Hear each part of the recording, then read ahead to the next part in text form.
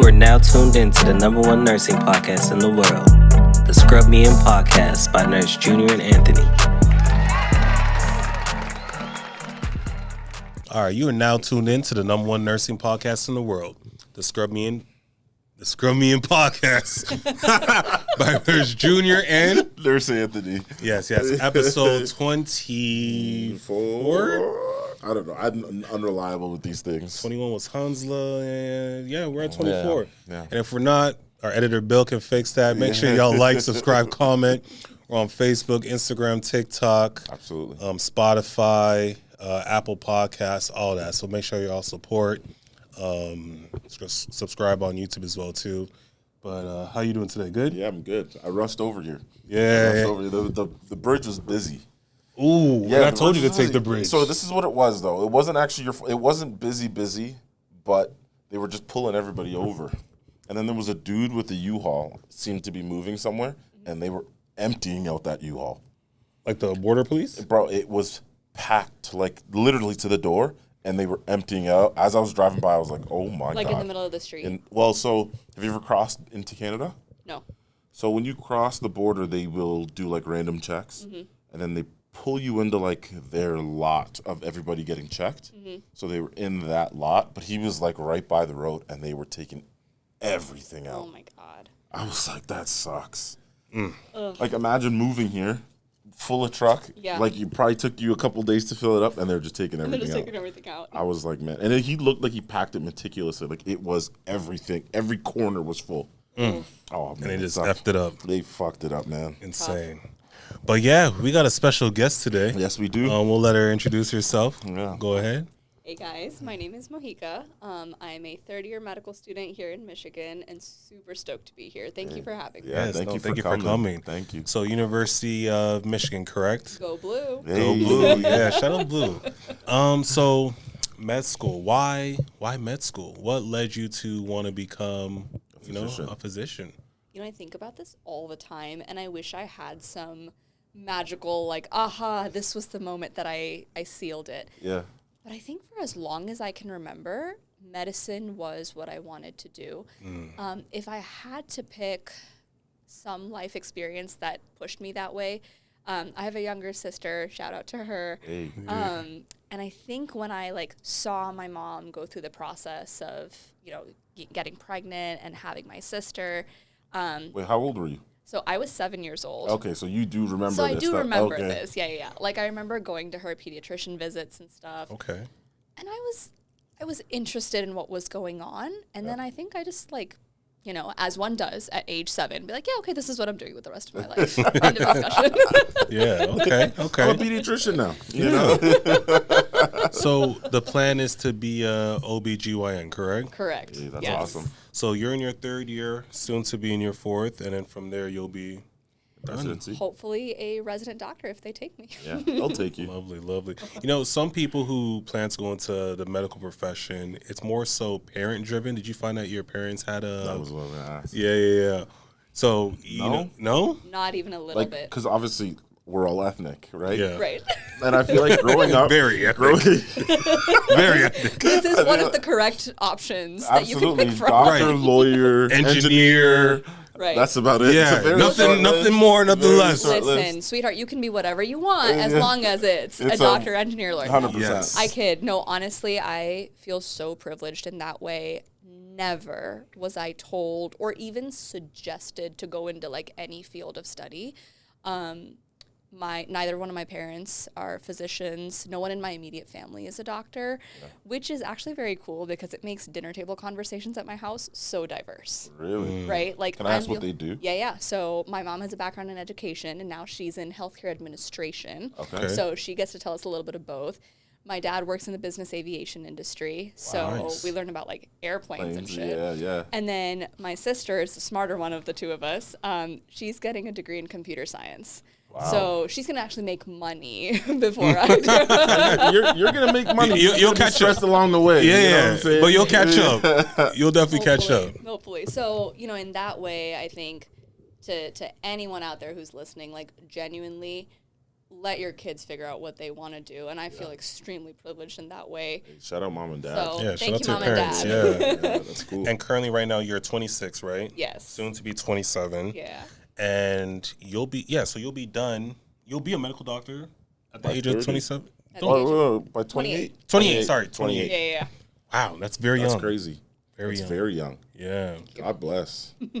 There was a question that you were asking prior to us. Well, I was just going to ask, why Michigan? Because you're not from Michigan. No, This is I'm an originally off-it. from Colorado. Right. I've had the privilege of getting to live in all kinds of parts of the country.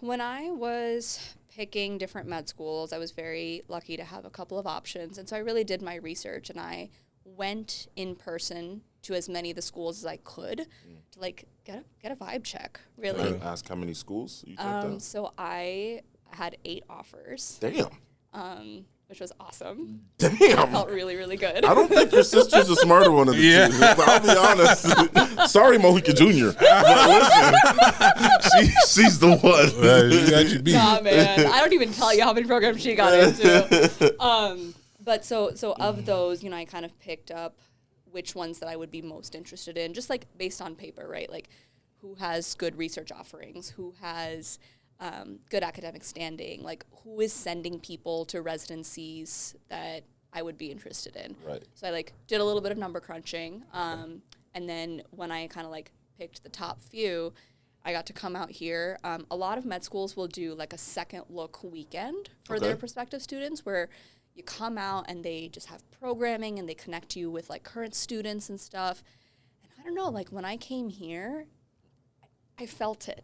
Okay. Like it passed the vibe check. Yeah. Everyone I talked to was like genuinely happy to be here. Yeah. And I think once you reach a certain point, you just have to go with like, look, it's going to be hard no matter where I go. Like med school is hard. Yeah. So let me choose to do my hard in a place where I could also maybe be happy. I got you. And this is where I felt the happiest. And Yeah. like, I'm so happy I did that. You know what the problem was? You came here in the summer.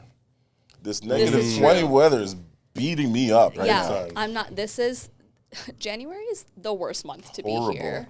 Truly the worst month to be Horrible. here.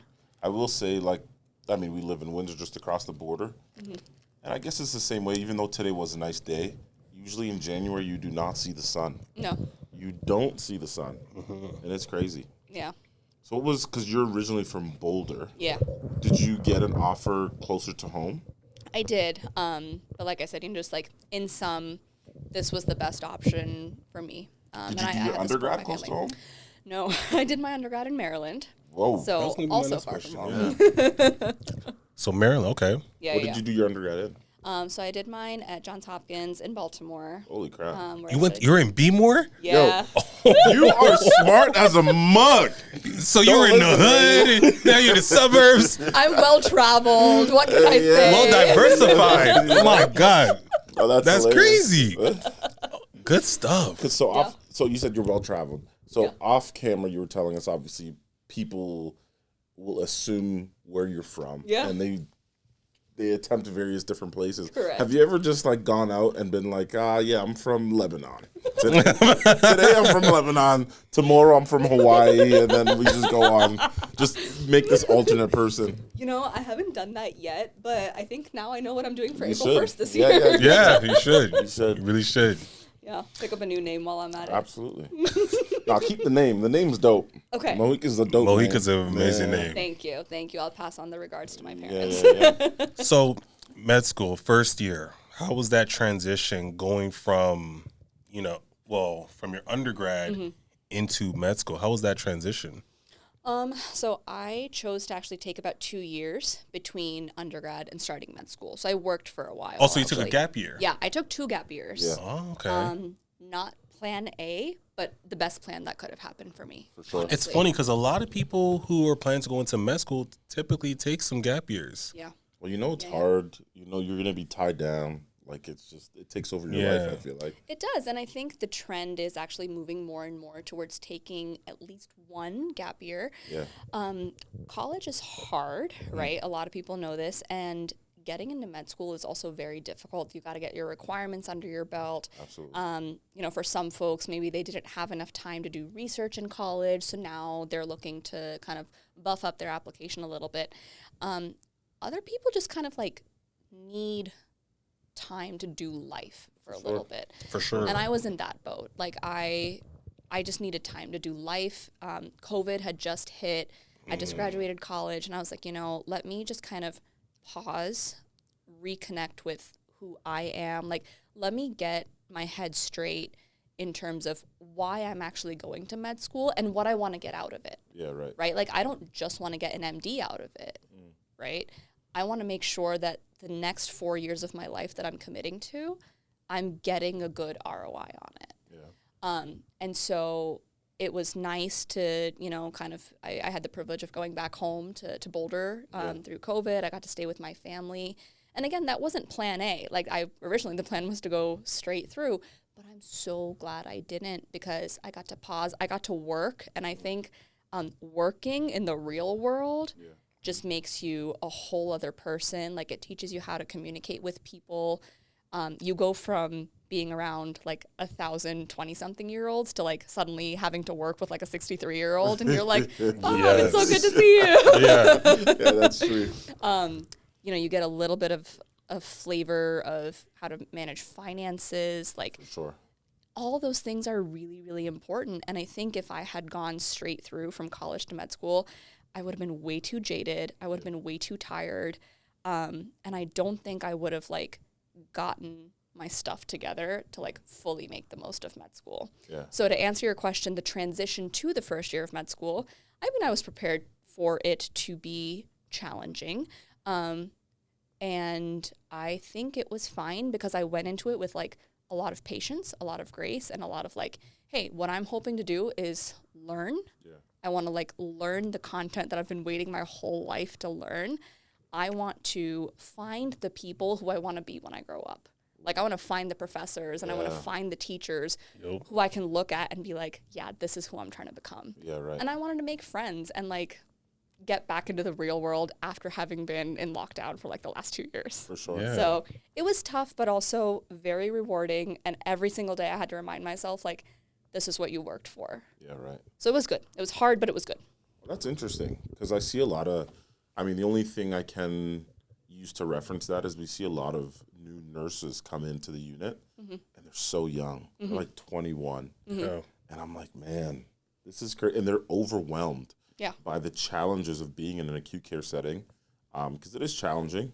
And they just don't know what to do with themselves. You know what I mean? And I feel like I became a nurse a little bit older. So by the time I started working in the hospital, I was like, oh, this is easy. Like, not easy. Of course, everything comes with its challenges, but I felt more composed than I would have been at 21 or 100%. younger or whenever, you know? 100%. It was nice.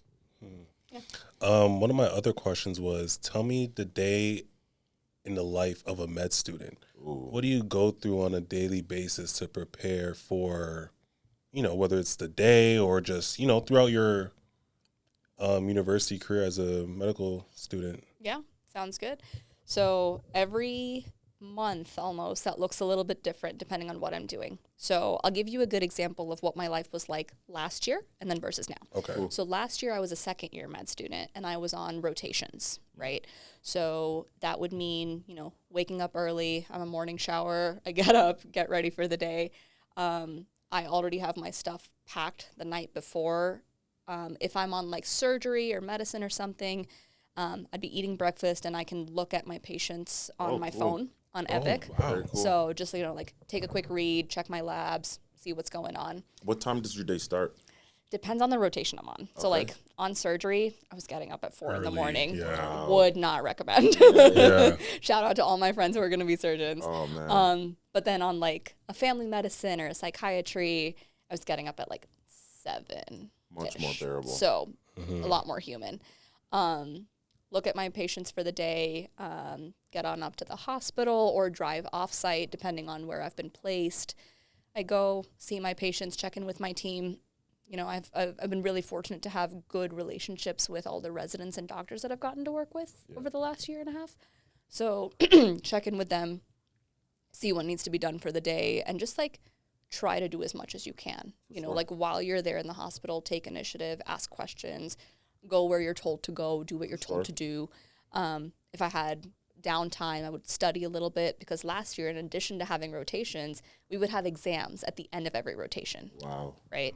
So. And are your exams based on the current rotation that you have? Yeah. Okay. Yeah. It's the same thing with me for my nurse MD? practitioner. Yeah. So it's called a shelf exam. Okay. So you take a shelf exam, and so to prepare for that, you know, you're doing like flashcards and practice questions on your downtime. Absolutely. So I think one thing med school really teaches you how to do is like be very efficient with your time. So if Time I know, management. huge, right? If I know I have like 30 minutes of downtime because my resident is off doing something else, like that's what I'm doing. And it's very well accepted to do that. Like it's totally fine. If you're done with your share of work for that morning, you're doing your flashcards, no one's going to bat an eye, right? Got you. Do that kind of thing. Go to any meetings that they tell you to go to. Eat when you can. Go to the bathroom when you can. Of course. And then from there, I would either go straight to the library if my day finished in time, go finish my share of studying for the day, get a workout in if I can. And if it's too late, you know, some days you just go home, eat a bowl of soup, and go to bed. Yeah. Right. And then what time does your day end? Like, on average? On average, I try to get in bed by no later than 11. Okay. It's actually a lot better than I expected. Truthfully. Yeah. And again, that came from taking the gap years, because I was like, I am done with the post-midnight studying till 1 o'clock. Like, my brain literally stops working after 9 p.m. I can't do it. So I'm like calling up my family, you know, freshening up for the day, prepping breakfast, prepping lunch for the day. I'm a big, like, prepper, because it just makes the morning smoother for me. 100%. Prep my smoothie, prep my lunch, pack my bag, you know, make sure I have, like, all my to-do lists done, get a load of laundry going while I'm at it, multitask, and go to bed. And then on the weekends, like, I try to see friends and stuff. So that was a day in the life as a clinical student. It was hard. It was gritty. But, like, that was the meat and potatoes of med school. Right? This year, totally different vibe. So right now, this year, the focus is to finish my licensing exams. Okay. And so the USMLE, or the United States Medical Licensing Examination, is a 3-part exam. You take parts 1 and 2, or step 1 and step 2 in med school, and then you take step 3 when you're actually in residency.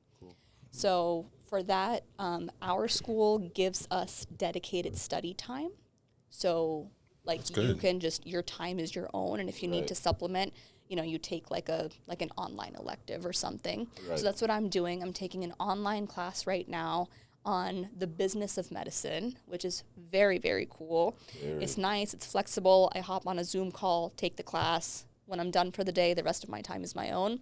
So that's what I'm studying. How long is the class for that? A few hours every day. It's taught by a bunch of business professors, and they're awesome. Cool. So, you know, do my class, work on the project or whatever that I have to do. And the rest of the time is my own. And that's when I'm like back on the grind, make your own study schedule, study for this exam, get a workout in, see some friends, do fun things like this. Yeah, right. And it's flexible. My time is my own right now. So right now, no rotations. Right now, I'm not on any rotations. No. I got you. Right so when now. do your rotations start back up? So I'm pretty much done with like the required set of rotations. Now all the rotations I do are things that I choose to do. So they're elective rotations. There's like a loose number of requirements that I have to fulfill. Like they're like, yeah, you got to do 4 rotations of your choice, and you got to do an ICU of your choice, but you do it whenever, as long as you do it before you graduate. Right. Do it whenever.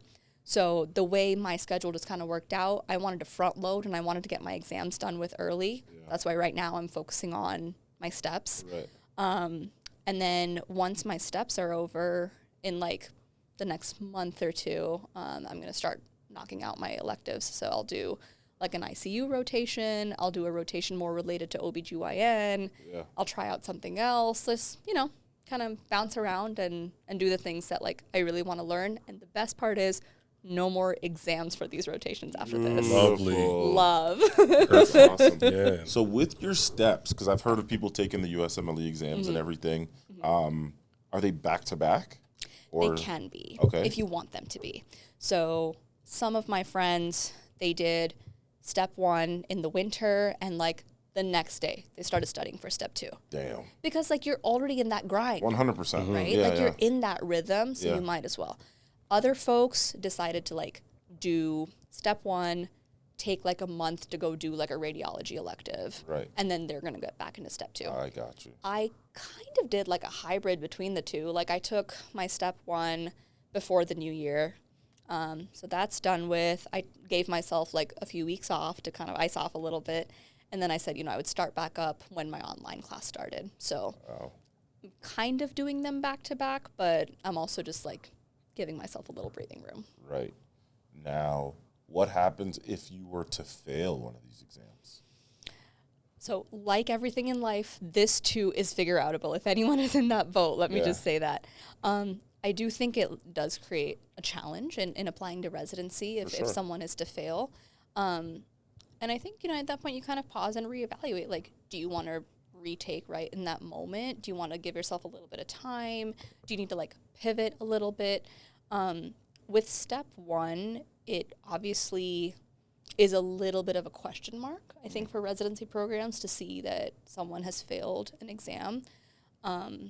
So it would be a challenge, but it wouldn't be the end of the world. And like, you take it again and you tell the story. That's what I always say. Like if you have a question mark on your exam or on your application, you tell the story. Yeah. What happened?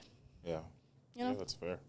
So in med school, how supportive is the staff at the school that you're going to in terms of resources, access to professors? Is there a lot of open doors where you guys can walk in and ask any questions that you may have or any concerns? Are they very supportive there? I feel like they have been, and everyone's experience is different. But in my experience, I feel really lucky to have access to the people I do. One thing that I love overall about Michigan is they say, even if we don't know the answer, we'll try to find someone who does.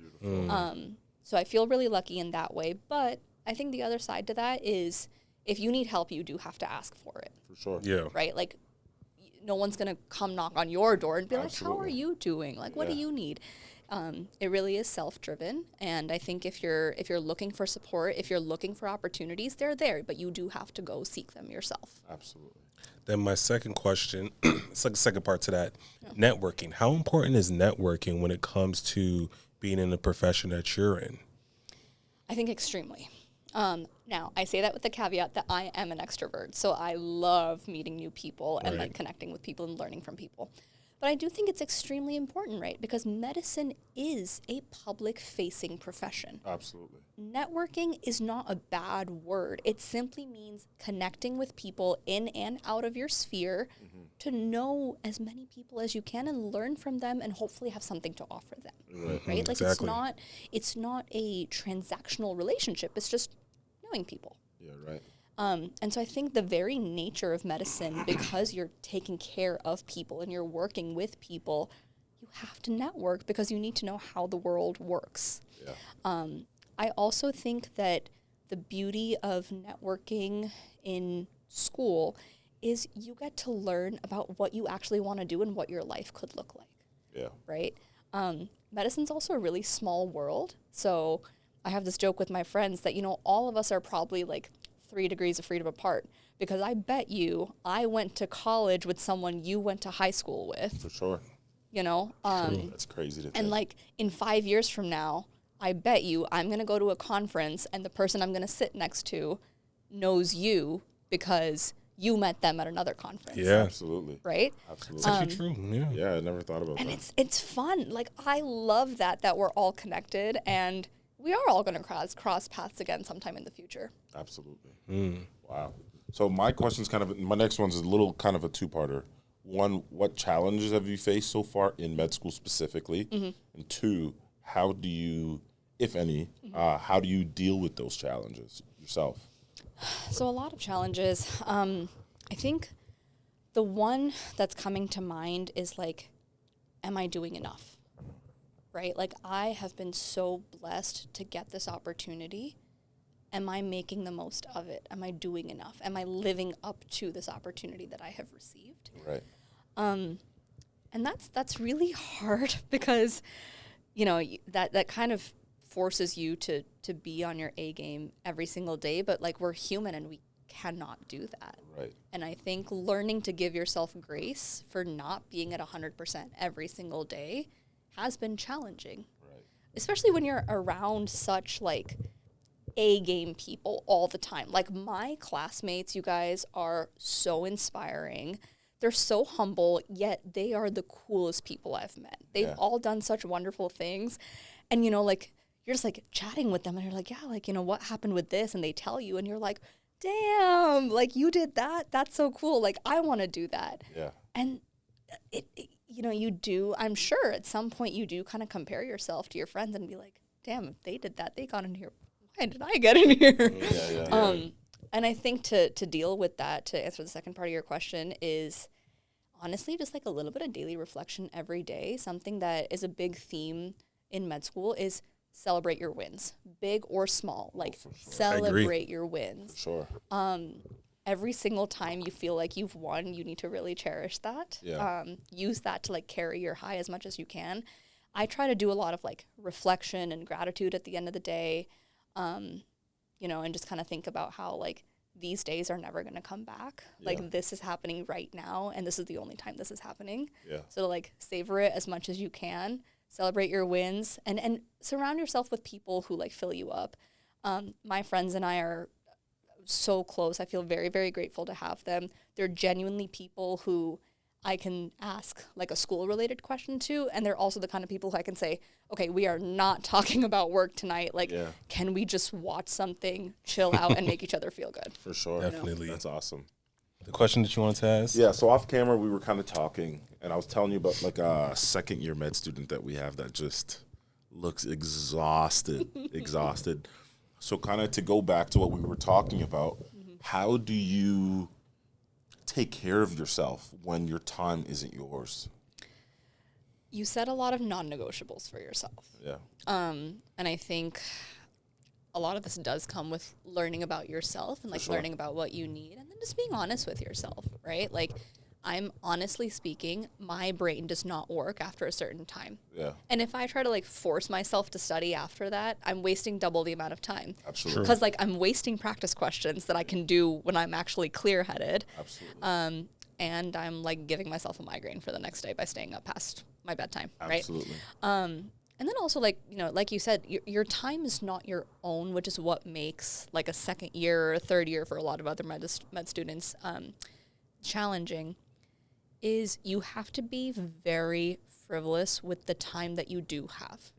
So that means, like, saying no to some things sometimes. Yeah, right. Right? And, like, just being honest with other people, being honest with other commitments, and being like, hey, you know what, like, this month is just really bad for me. Let me get back to you the next month. Yeah, right. Not doing things that are not going to charge you up. Yeah. Right? Like, I don't know if, like, not going out on a Saturday night if that's the best choice you need to make that night, that's the best choice you need to make that night. Yeah. So I think being, like, very intentional with the time that you do have, and then setting non-negotiables for yourself. So for me, a non-negotiable is, like, I need my daily showers. I take 2 showers a day, y'all, and both. like, I need my showers. Period. So I'm not gonna negotiate on those. I need to go to bed by a certain time. Period. Yeah. Not budging on that. I would like to be able to work out, like, an X number of times a week. And I recognize that the goal changes every week. For sure. But, like, non-negotiable, I'm going to try to do whatever I can to move my body. Yeah, right.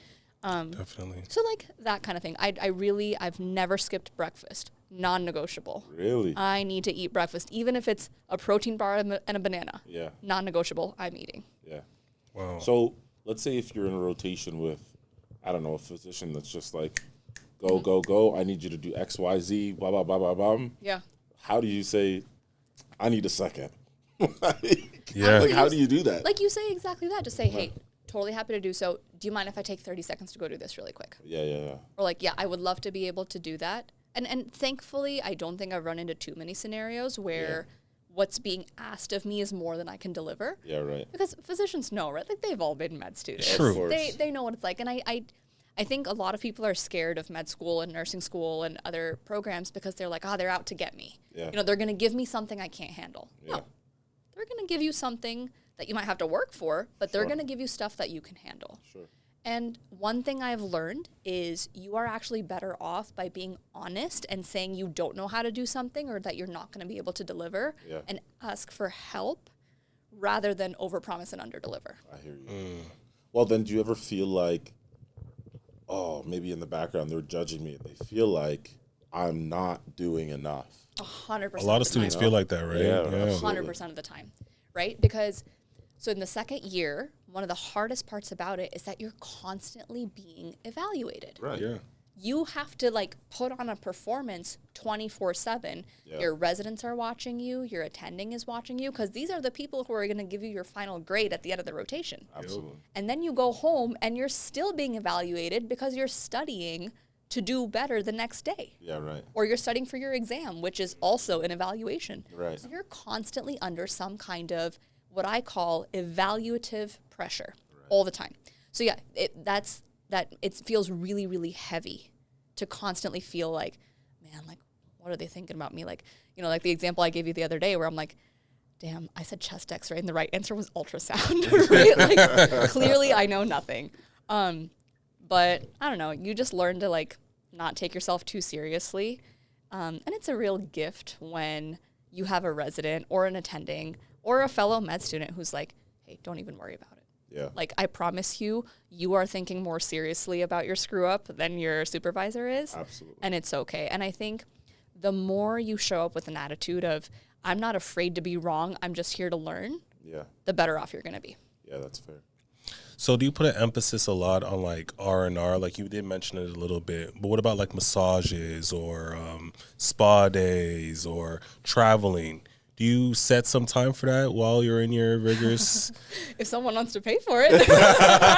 Yo, she's looking for a sugar daddy. Yeah. Let us know. Yeah. Let us know if you're available. Call her, hit the DMs. Yo, hit my line and I'm going to let you know if she's available, all right? For sure. Y'all's DMs are about to be popping right now. I'm going to take her out on a trip. Yeah. Oh, that's funny.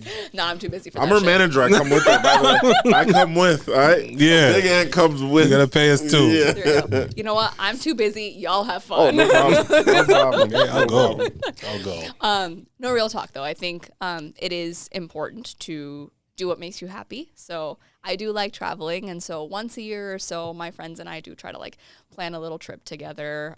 Whether it's here within Michigan or like go abroad, we try to have fun. I think one thing that I love about med school is we work hard and we play hard. Absolutely. Yep. So, and that's the way you got to do it. You know, I like, Yeah. not only are we med students, like we are human beings in our 20s. And I think as much as we can, being respectful of our time and finances, we are trying our best to also enjoy our 20s. Absolutely. So we travel, we go out, we just did Ann Arbor Restaurant Week a few days ago. Oh, cool. And got this like really nice meal at one of the restaurants in town.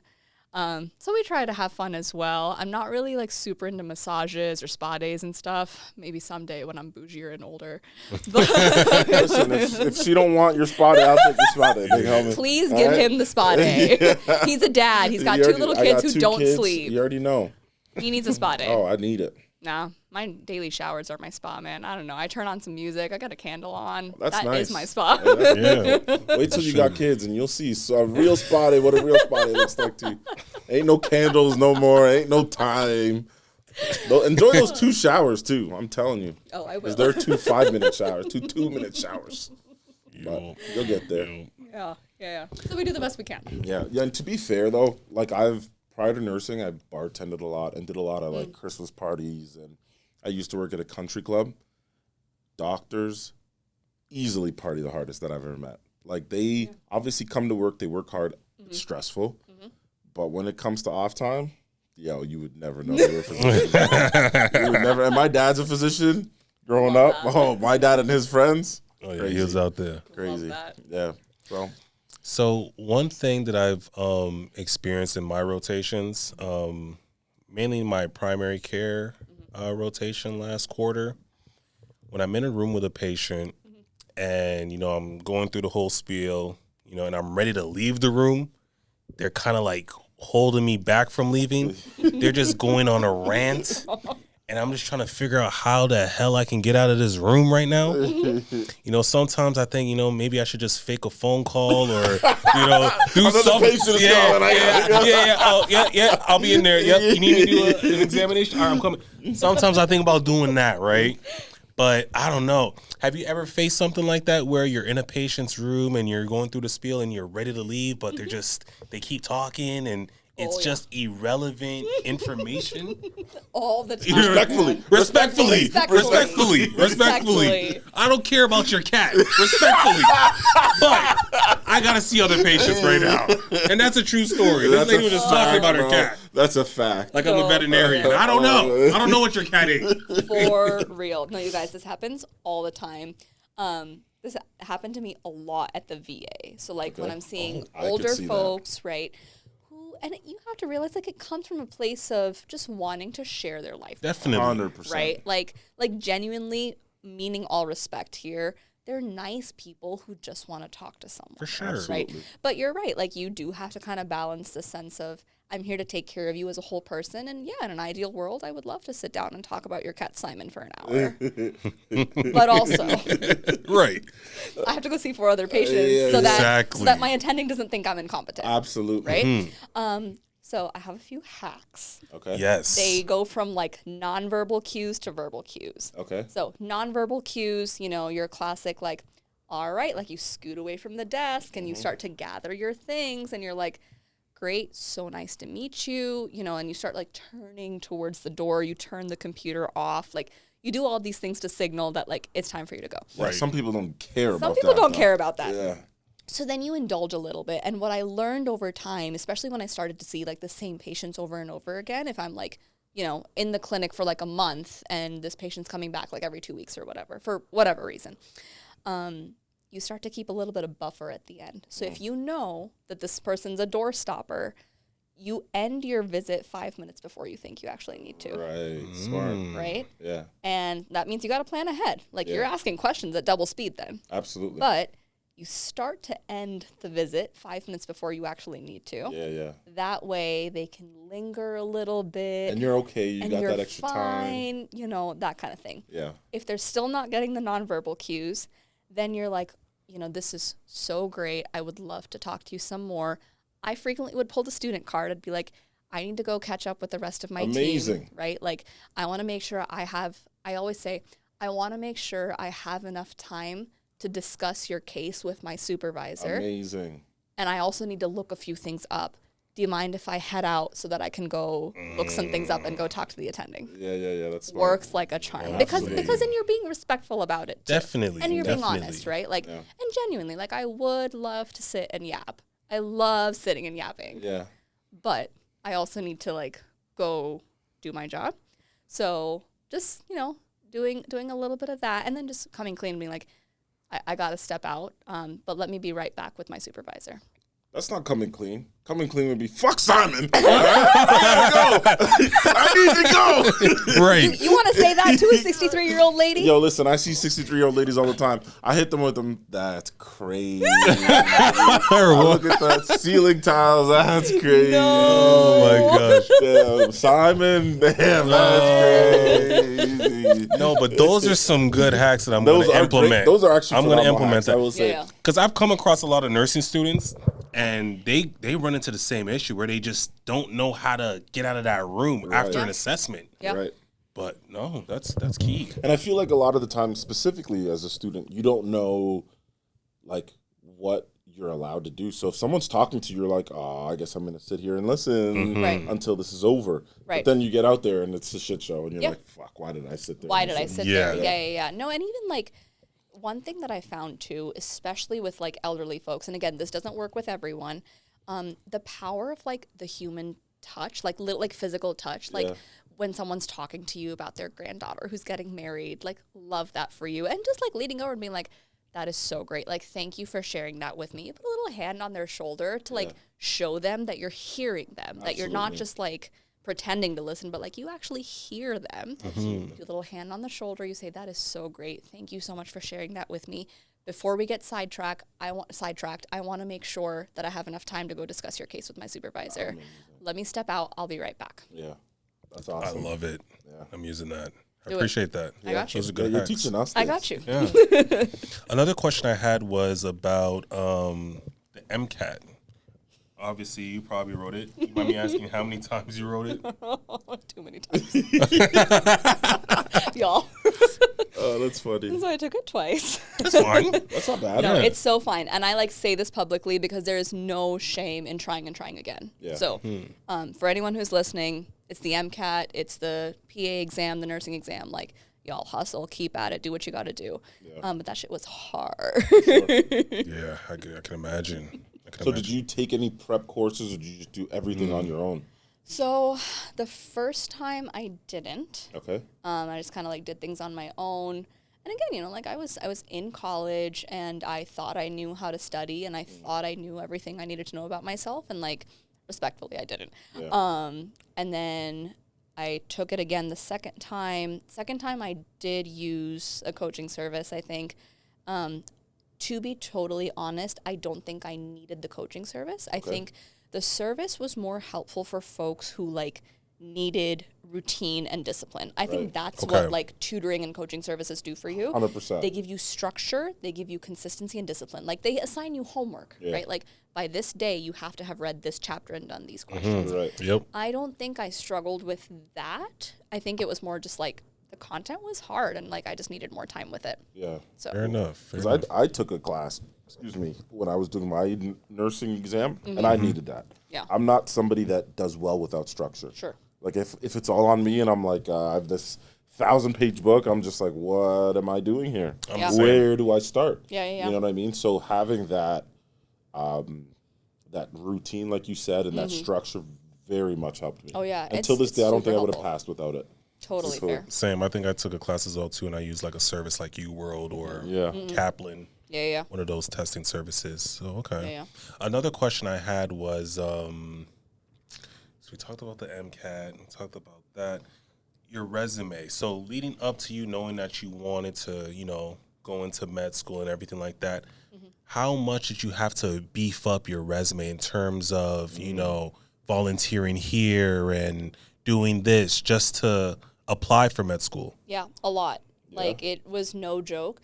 And I will say, I don't think I went into things from the perspective of, oh, this is going to look great on my resume. Right. And I think that the sooner you get out of that mindset, the better off you're going to be. I feel a lot of people have that mindset. Yeah, and it's hard not to. And I don't blame folks who do live in that mindset, but it's very liberating to not live in that mindset. For sure. So the sooner you start attracting opportunities and you start pursuing things that you're just doing because you want to learn and you want to and they sound fun. Yeah. I promise you, your resume is going to look so much better when you put something that you actually wanted to do rather than something that you think sounds good. Yeah, absolutely. Right? And so that's and I got this piece of advice when I was starting college from an upperclassman, and I'm so glad I did because, when I started volunteering, I didn't just look for, what do all the pre-meds do? I tried to genuinely find service opportunities that I thought that I would actually enjoy and get something out of and want to go to every week. Can you give us an example of some things that you got into? Back at Hopkins, a couple of my friends started up this organization called Wings. Okay. And that represents wings on a menstrual pad because it was a women's health focused organization.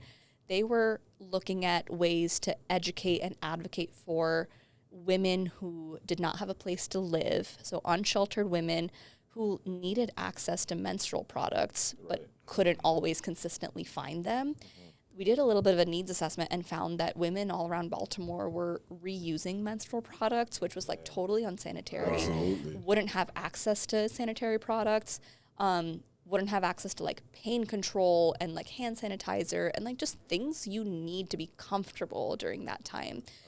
So after doing that needs assessment, I got in touch with them and they were we're going to start to put together menstrual care kits and deliver them to different women's shelters all around the city.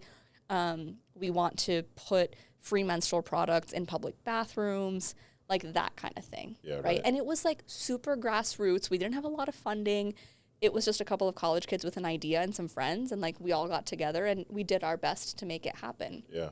And I think doing something like that, even today, it's been years since I've done that. Yeah. But even today, I'm so much more excited to tell you that story than I think I would be if I had just done a more mainstream or more like common volunteering opportunity Right. that like is maybe fun for other people, but like this is what I had more fun doing. And like I was pushed out of my comfort zone and I learned, and like that was the first time I went into a shelter for homeless women and children. Right. Y'all, that was a lot. Like for sure. that was an eye-opening experience for me, and like it was not flowers and rainbows by any means.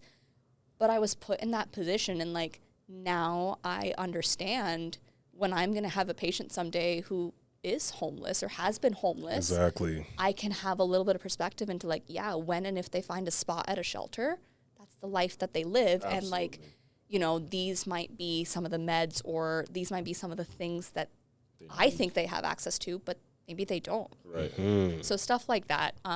So volunteering, yeah, for sure. Like doing the things that you actually want to do.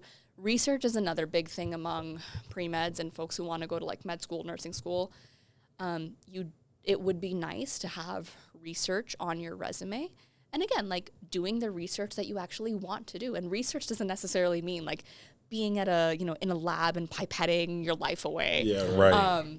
Research can also mean just like having a question about your community, or having a hypothesis about, well, what does this cause if I did this to it? Like that's all research is. Yeah. Right. And I think, again, like if you are able to put in the time and the effort to work towards answering a question, and you have a process and you get a mentor and you're like, yeah, this is how I went about trying to answer this question, and these are the results that I found. Yeah. Even if the experiment totally fails, it counts as research because you've tried and you have a story to tell out of it. Exactly. So Wow, that's incredible. So with Wings, is that still active? Is that still going on? I hope so. I have not been in touch with those classmates of mine. I hope they're listening. Yeah. If y'all are still doing it, kudos to you, because that's a really, really cool Yeah. project. Shout out to the people Yeah, that started shout out it. to them. That's amazing. That is actually an amazing thing. yeah. Yeah. You got anything? Yeah. I have another. Ask a question. I have another question actually. So, go. if you're not aware, Mohika actually runs. Sorry, the mic. Mohika actually runs the Instagram page for U of M Med school. Med Oh, School. yeah? Yeah. Wow. So she controls the account, and she, you know, posts some interesting things on there. Can you go into detail about that a little bit? Yeah, absolutely. So I'm one of the social media interns for UMMS, along with now 2 of my other classmates. Our internship program is growing.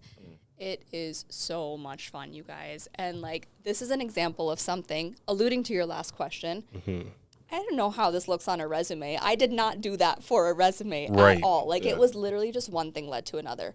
So my first year of med school, a lot of times we would get requests for needing a student quote or a photo or something to put out on like the school's website or the school's Instagram or whatever. Yeah. And I enjoy that kind of stuff. You know, like I like being able to speak about my experiences, and I like being able to hopefully serve for folks who are maybe a few years behind me.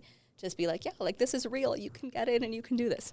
So I started doing a bunch of those things, and I ended up developing a very good relationship with my now manager, who's in charge of like the communications and overall like social media presence.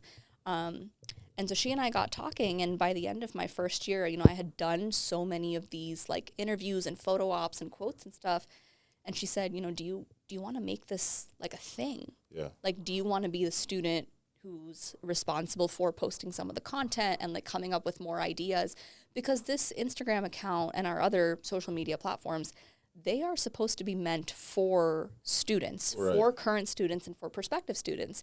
And it's very helpful to have a current student perspective consistently running this Instagram. Absolutely. And so one thing led to another, and it became this internship. Yeah. And now I have a blast doing it. I get to really focus on medical school communications. What are the stories that come out of our med school that my friends are participating in that we want to showcase to the world, right? It's a lot of storytelling. It's a lot of interviewing people. It's a lot of showcasing the best of Michigan Med School so that someone who's applying right now gets like a really authentic insight into what we do every day. So the kind of content that we make, we do a lot of day in the life kind of stuff. So similar to how I explained to you guys earlier, like a day in the life of, you know, what a second year med student is like or a third year med student is like.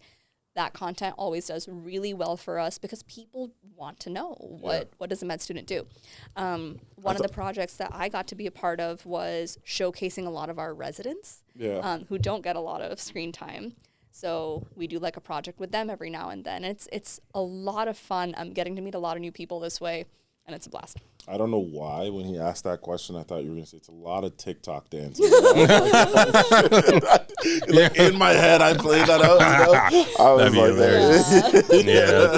if I go in there and I see TikTok dances, Mohika, no, there is no TikTok dancing. Sorry to disappoint everyone. Oh, that's funny. Nah, not a lot of TikTok, just a lot of like storytelling and talking. Yeah, that's cool. amazing. And that goes into networking as well too, right there. So you're meeting new people as well too that you didn't know that were in the program, probably, right?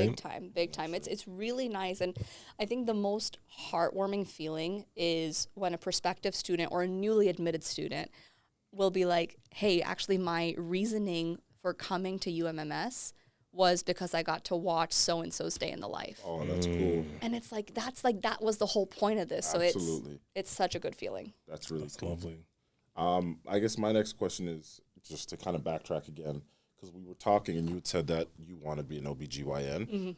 Why that specific service? Because it's everything. Yeah. It's surgery, it's oncology care, it's clinic time, it's OR time. I also really love labor and delivery, and I think like that is one of the things that either turns people towards or away from OBGYN. For sure. I like labor and delivery. I think it's a blessing to be able to help people build their families. And I really enjoy doing that. I think that's a magical thing. So it has that. It has OR time. I do really like surgery and like working with my hands, but I don't always want to be in the OR. So it's that. You can do breast cancer care, other types of cancers that are specific to women's health. You can work on that. You can do preventative medicine, and you get to see women who are like preteens all the way through menopause care. Absolutely. So it's everything, and I want to do it all. Yeah, that's cool. So going into med school, did you know that this is what you wanted to do? It was definitely like up there for me. I think going back to Wings, that one organization that I got to work with, like I realized around that time that I really do love working with women and working for women. Right. So that had always been an interest. And then, I don't know, just like by coincidence, a lot of my mentors who I've kind of collected over the years, especially during my gap years, I would do my best to still shadow and, like meet as many people as I could. They were OBGYNs, and I think the more I learned about their life and all the things that they got to do, it just started to hit more boxes for me. And then during my clinical year, when I was going through the rotations, I genuinely gave every single rotation a chance. But every single time I found myself going back to OBGYN. That's awesome. That's what it is. Wow, that's great. So if you can talk a little bit about Match Day, go into detail for our listeners, what Match Day is and the process on it. Absolutely. So Match Day is a very, very magical day. Yeah. September of your fourth year, you have submitted applications to everywhere you would like to go for residency. So in my case, I would submit as many applications for OBGYN residency programs all around the country. You write to these schools, you apply to them, and then of those schools over the fall, you get interview calls. All right. So Sorry to interrupt. Yeah, go for it. Is there a limit on how many schools you can? No. Okay. Cool. No. And like different specialties have different norms for how many schools you should apply to, or how many programs you should apply to. So like surgery and stuff, those are a little bit more complicated, a little bit more competitive. You might want to apply to more as compared to some of the other specialties. I got you. So you apply to a bunch. Some of them call you back for an interview. You interview with them through the winter. Now you are in like January, February of your fourth year. And once you're done with your interviews, you rank them based on how you felt about all those schools, right? Yeah. So you make a ranking. So let's say you interviewed at med schools A, B, and C, or I'm sorry, residency programs A, B, and C.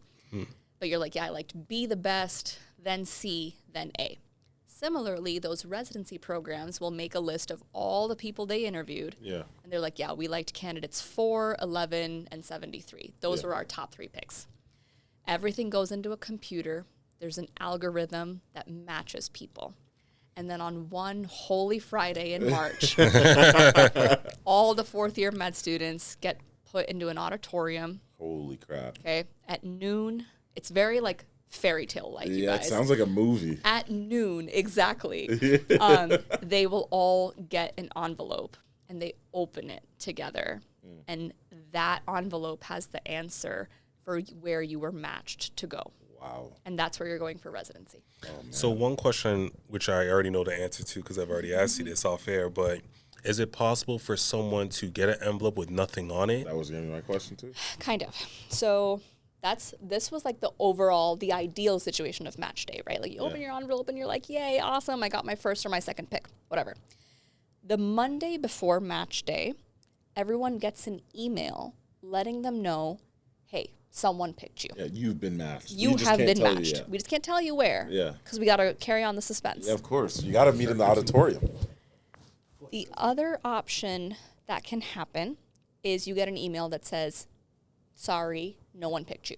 Oh, man. Okay. At that point, you have a couple of options. You start to call around and ask if there are any open spots in the field that you applied, but you start calling up places maybe you didn't even apply to in the first place. Right. Or maybe you ranked lower. Right. And you start calling them up and you're like, hey, do you have a spot? Do you have a spot? And this is where one of your earlier questions, like how important is networking? This is one of those places where it really helps to have a team behind you. Right. Right? Like getting advisors, getting faculty members who maybe went to med school with someone, you know, if they can help make calls for you and vouch for you, Right. that's where it really, really helps to have people in your corner. And hopefully you get to do that for someone someday too, right? Yeah, right. You do that, or you're like, you know what, maybe surgery isn't working out for me this year, but I'm hearing that emergency medicine has a couple of open spots. Yeah. Could I be happy as an emergency med doc? Or let me at least give it a try.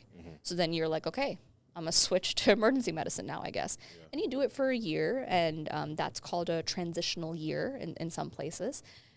You do it for a year, and then you either stay or you apply again the next year. Wow, you can do that. So the next year, would that in some ways make you undesirable to residency programs, though? I think it depends on how you spin it, right? Yeah. Because, like, you can choose to look at it as like, oh, yeah, I didn't get into the specialty of my choice the first time around. Right. Or you can be like, yeah, you know what? Fate happened, circumstances happened, and I was funneled into this direction. Yeah. But here's what I learned from it.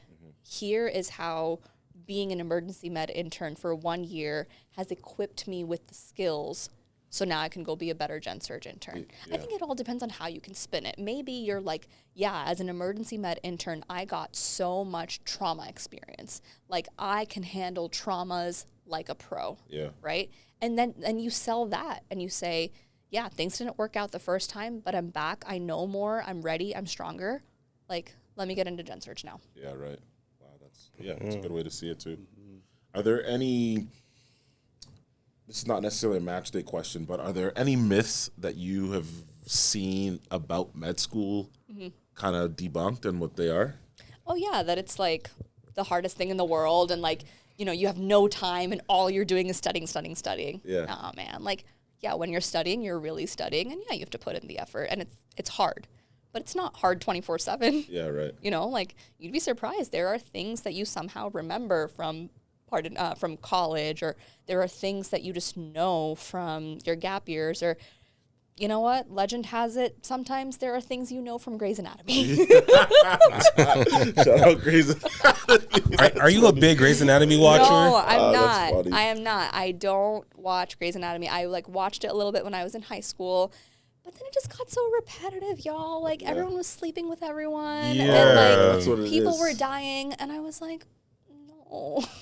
You find some of the information accurate on there, or? I haven't watched it in so many years. I don't even know what they're showing. But, like, I remember this one episode where there was, like, a bomb in someone's chest. And they were like, do you have your hand on a device? Like, don't move. Oh, that's and funny. then, like, there was the one character who, I think her name is Addison, right? She's, like, also an OB, but like also somehow takes care of babies. Yeah. I'm sorry, what? So I don't personally watch, but I have heard some of my friends have said, like, a question or two on a quiz, they just knew it because they're like, this was on the Grey's Anatomy. Really? That's insane. Yo, you know what's crazy? Remember the show House? Yes, I Yo, love House. I remember we used to watch that. My sister loved that show. And I remember once my dad, like, sat in and he just died the whole time. So my dad's a family physician, and it's like an internal med doc, essentially. Yeah. And he was just laughing, and we're like, what's so funny? He's like, this shit does not happen. Ever. Like, never. And then I was watching an episode where he's, like, doing surgery. My dad's like, an internal med physician doing surgery? So it became like, and what's crazy is my dad loved that show because he saw it as like a comedy. He's like, this does not happen ever. Oh, That's man. too funny, yeah, man. It was so funny. And the fact, like, how did they even get the bomb in the guy in the first place? I don't What, they know. got it in him and then they sutured it back up? Like, did he like swallow it? Yeah. And, like, somehow unclear. That's so funny. No, so I tend to not watch medical dramas just because I feel like if I'm watching TV, it's for escapism. I just want to eat my dinner, watch like an episode of New Girl. Yeah. I don't want to think about anything I saw that day. I'm not trying to study while eating. For sure. Like, no. Oh, that's funny. do you feel like medical school does a good job of preparing its students for the mental stress that one may acquire or one may run into throughout the years? I think the culture around physician wellness is really changing. I think at least at Michigan, we're having a lot of conversations around like preventative care, wellness, being able to like support one another. But I don't think there's like a one size fits all answer, right? It just depends on like where you are personally in your life, like who are the people you're around, what is the role of your profession in your life, and like how much does it weigh on you at the end of the day. But I think compared to previous generations, my generation of future doctors is witnessing a culture change. We are having these conversations. The most tangible way this is happening right now is we have a lot of panels. So every so often, some club at the school or like some faculty at the school will put together like a wellness panel with current residents, late career attendings, early career attendings. And we just get to like ask them stuff. And I think it's such a privilege that so many faculty members have opened up and shared stories with us of, you know, some of the sacrifices that they've had to make and some of the challenges that they've experienced. Right. And if nothing else, just like hearing how people before us have gone through these things at least humanizes a lot of these experiences. 100%. I don't think you can prevent stress and burnout, but you can at least humanize it and you can at least relate to it. And I think you can work on your own sense of empathy so that at some point when your colleagues and your peers and your buddies, when you see them going through something, you're at least better equipped to support them through it and remind them that they're not the only person going through it. Absolutely. So I think it's changing, but I really don't think there's like a one size fits all answer, you know? Okay. So hearing you talk about medicine, honestly, it definitely sounds like you are, like this is what you were made for. Like you seem to love it. Yeah. And again, you're very good at articulating yourself. Thank you. But if you could take yourself out of that box and you could imagine doing something other than medicine, if someone was like, you got to choose a different career, what do you think it would be? I think I have like 3. Okay. I think they kind of change. Like I said, I really love talking to people and meeting new people. So if I could just travel the world and, I don't know, do like motivational speaking or just like podcasting for a living, like that would be fun. You'd be good at it. Thank you. You need Thank that you sugar very much. daddy we were talking about before. Right? That's the expensive life. Cough, cough, nudge, nudge. No, for real though, please. Y'all, my mom's gonna watch this. Please. Okay, mom can fund you too. You know, mom, if you got the funds, baby girl needs it sometimes, you know. So that would be fun. I don't know if I'd be very good at this, but maybe a career in politics could be interesting. Like if I could try it hassle-free for like a day. Yeah. You know, where like if I don't like it, I can send Like it back. you're the president today. You get to make all the like for choices. today. Yeah. That'd be cool. Just because, you know, like I want to be able to experience what it is to like be in that position. And again, it's taking care of people and being very public facing. And I think that that's something I would tolerate. Absolutely. And then the third thing, oh, actually I lied. There's 4. I'd go into entrepreneurship. Okay. Because I think that that's really cool. Specific, when you say entrepreneurship, can you be a little more specific? No idea. I just want to make something and sell it. Yeah. I don't know what it is. Yeah. You but can I just want sell to make anything. something, but sell it. Yeah. And then the last thing, teaching. And I think maybe this comes from, the fact that I have like family in teaching. Mm-hmm. I think teaching is really special. But the good thing about teaching is that you can actually do it in any career that you're in, Absolutely. right? So at some point, even in my career in medicine, I would like to have a role where I'm teaching other folks and mentoring other folks. I think That was it's actually very going to be special. another question of mine.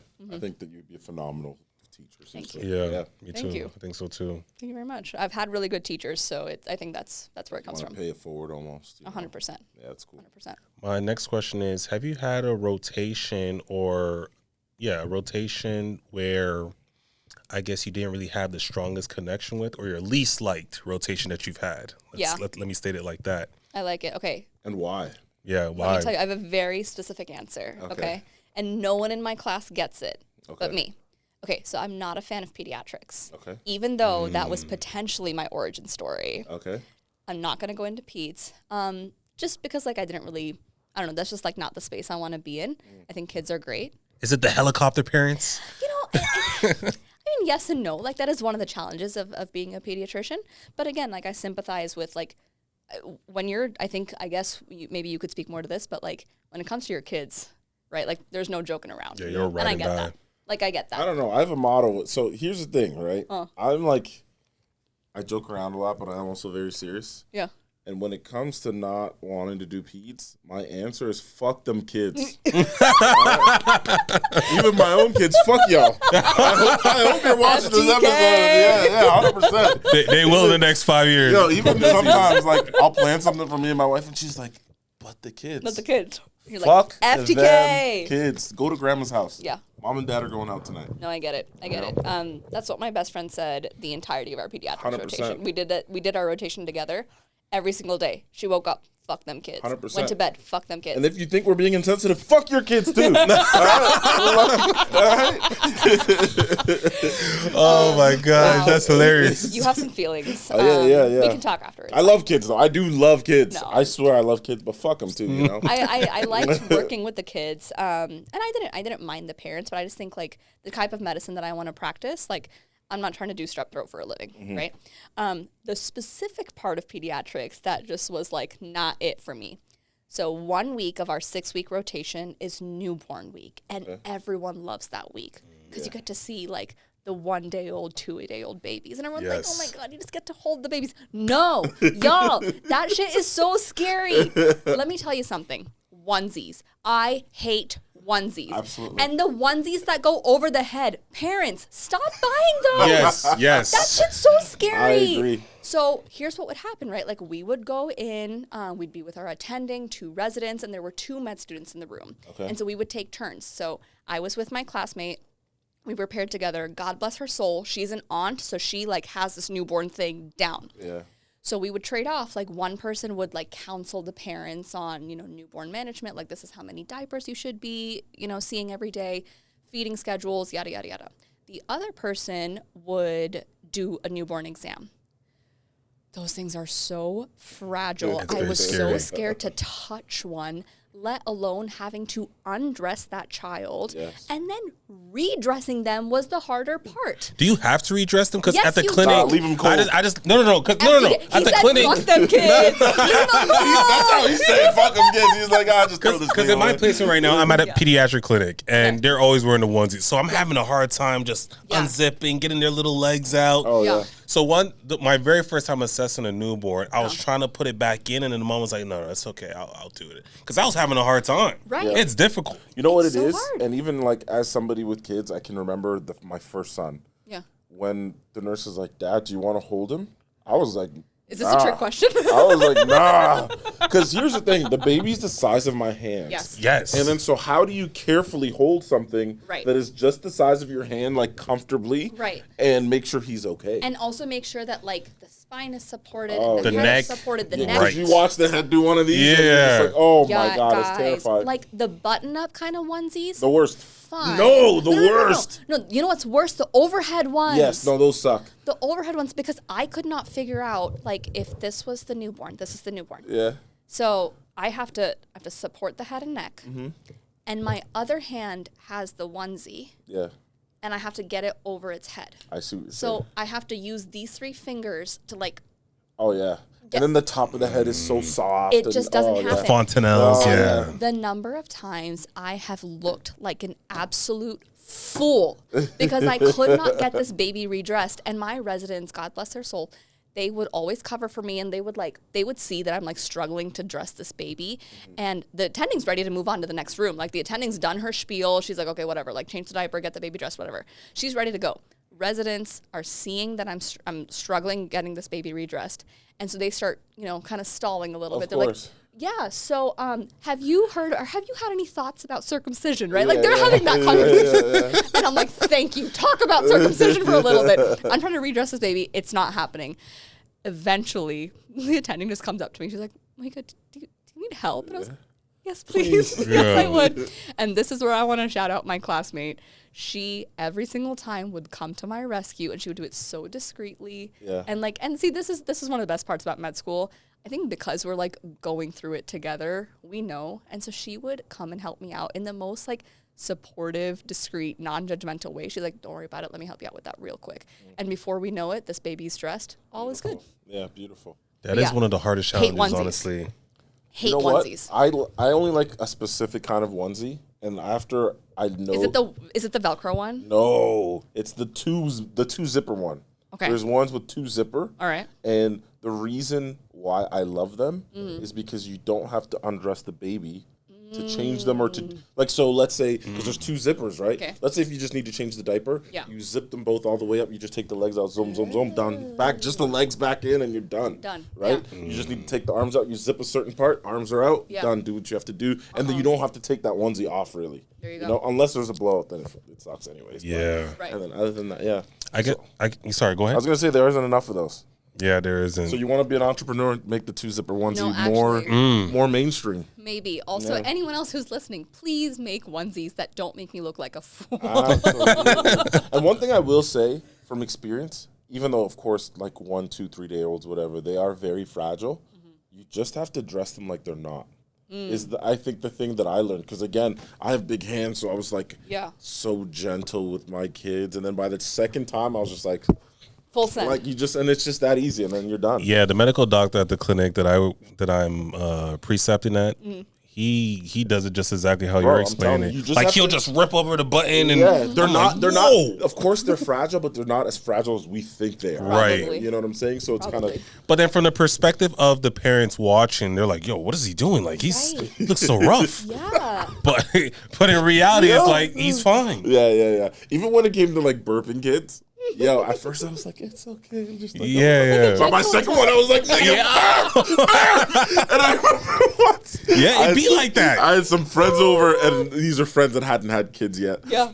And they were like, Are you good? Are you beating your kid right now? And I'm like, yo, this is how it is. Do we need to Just call wait. CPS? Just wait. And then one of my boys, he's like, I get it now. He's like, Yeah. I see what it is. Definitely. No, I could not.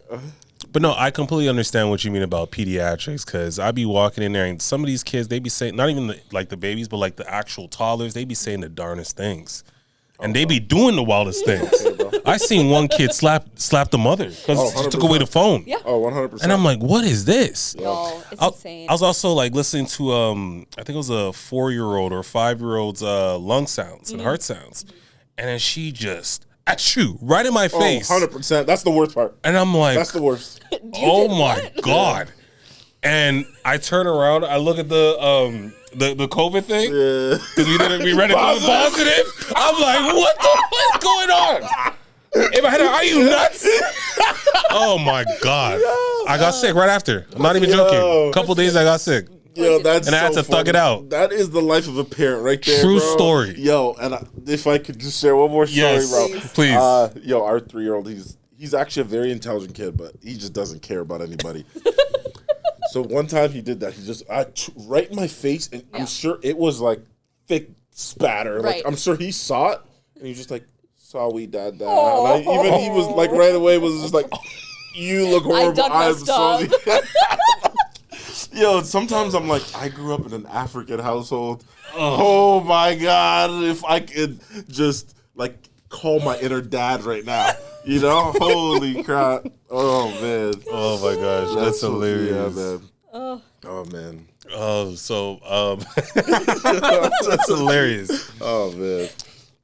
What's an advice that you would give someone who's interested in going into healthcare, becoming a medical doctor? Like, what should they be aware of and be prepared to experience and go through? A couple things are coming to mind. Number one is if you think you want to go into healthcare, do your homework and look at all the different avenues that you could do that, right? Like, it doesn't just have to be a medical doctor. Maybe it's a PA. Maybe it's a surgical tech. Yeah, right. Maybe it's, a dentist. Like, there are so many different paths. And I think that a lot of folks who are like, who decide when they're young, like, I'm going to be a doctor. I guess they like really don't do their homework, much like I did not do, into the other ways of getting somewhere. So step one would be like, okay, you think you want to go into healthcare? Awesome. Yeah. Are there other ways to get there? Because going down the medical route is a long route. It's a hard route. And like, you make sacrifices that you don't even see coming. Yeah, right. So that's the one thing. However, if you do decide to go the MD route, like, awesome, welcome to the club. It'll be great. Yeah. When you're going through this process, I would say to do things, again, that you like genuinely want to do. Do things that you're going to get good stories out of, good lessons out of. Like, you have to, check some boxes. You got to do your research. You got to get good grades. You got to take your prereq classes. Like, you got to do all that. But try to make the journey as worth it as possible by doing things that you're actually interested in and that you think will actually teach you something rather than just what you think will look good. Yeah. When you are applying, talk about each of your experiences with such confidence that this is exactly what you meant to happen. Right. Like, you had planned your story so far exactly in this way, and own it. Yeah. Own every single one of your mistakes and own every single one of your failures because they are actually part of your story. And then try your best every single day to live like as balanced of a life as you can. Nothing is ever too serious. You can't put all of your eggs in one basket. So your entire personality cannot be that you want to be a doctor when you grow up. That's right. Right? Like, that can definitely fulfill some aspect of purpose for you. But you also have to invest in other things. You got to invest in your mental health. You got to invest in your physical health. You got to make good friends. You got to find people you look up to. Yeah. You got to invest in your family, your faith, whatever it is. Like, you have to make sure that there are other baskets that you're putting your eggs in, because medicine is a very slippery slope in that it can become very all-consuming. Absolutely. And you're better off preventing that from the get-go by making sure you are more than just a pre-med or just a med student or just a nursing student. You got to do more than that for yourself. And so with that, for yourself, what would you say has been the hardest part of med school for you? Honestly, I'm just having so much fun. I Yeah, don't you think, seem like it, truthfully. I genuinely, I don't think there's one thing that I'm like, damn, I'm really struggling with this. Like, yeah, I have my hard days. Yeah, there's a test that I don't do well on, and there's a rotation that I find hard to study for, and like, some days I'm not motivated to give it my all. But like, that's just life, you know? Like, that's literally any part of life. Yeah, yeah. The hardest part is that it's too short. No, I'm kidding. Oh, damn. That's the worst. Pretend I did not say that, actually. That's nauseating. I should not have said that. So funny. My next question is, what's your go-to excuse when you don't know an answer in rounds? Ooh, that is a great That's question. a good question. So here's the question came to me one day. I was thinking back to when I first got hired at the Detroit Receiving Hospital. Went through an interview process, and they were asking me some questions, and they asked me this one question. I wasn't too sure how to answer it, but a good friend of mine told me, bring a water bottle, have that water bottle with you, open it up. Excuse me. I'm a little parched. Let me take a sip. Take a sip and just think, take a good Take a long 30 sip. seconds. Okay, yeah, can you repeat the question? So, yeah, what's your go-to? Damn, I'm not as theatrical like that. And sometimes they'll just laugh at it, honestly speaking. They will. Okay, so I oscillate between just like guessing, right? Because some people ask you questions on rounds to see actually like, can you try? Like, would you even put in the effort to try? So sometimes I just guess and say what I think I know is the answer. And some doctors are like, wow, A for effort. Like, good job on trying. And other doctors are like, don't waste my time. Just like, if you don't know, don't know, right? And so then you're like, all right, noted. And so the next time they ask you a question and you don't know, you're like, honestly, I don't know, but I'm going to look it up. Yes. Or like, I would keep my phone with me and be like, after this next patient, I'm going to look it up. Good tip. Yeah, that's good. Very good tip. Yeah, that's good. Just makes me think. One time I was a patient that had. So we're a teaching hospital. So a lot of the time, patients will have where the physician is actually the med students. So it's a group of med students. Okay. And they have one like attending that looks over everything, right? Sure. And so anytime you call them, they're like, we got to talk about this in rounds. I'm like, just say you don't know, Bree. And I like, because as nurses, we can help you out a bit. You know what I'm saying? Like, that's what we're here for. And so there was a lady that I thought had a PE, right? I didn't tell him this, but I was like, assessment, blah, blah, blah, blah, blah. And I was like, well, do you want to order anything? And he's like, we're going to talk about it in rounds. And I said, in rounds, you're going to ask for a VQ scan. Yeah, you are. And that's what you're going to do. Yeah. So I was like, go to your rounds, because they were having rounds right then. And I was like, mention a VQ scan.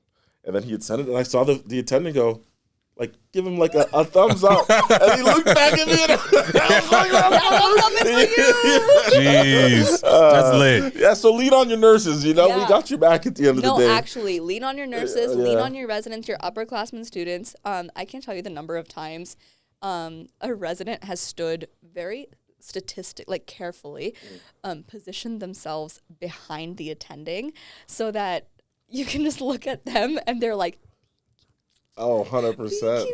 100%. And you're like, Jeopardy? That's a QQ scan.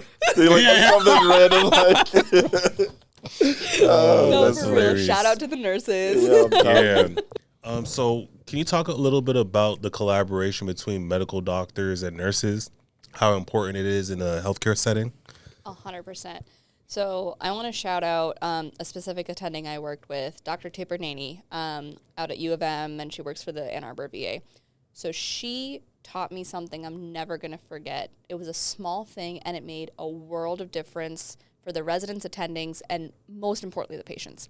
When we would start rounds, she would ask each of the med students to go up to that patient's nurse ahead of time and ask them, when they were in a good spot to do so, hey, we're about to start rounds on this patient in about 5 minutes.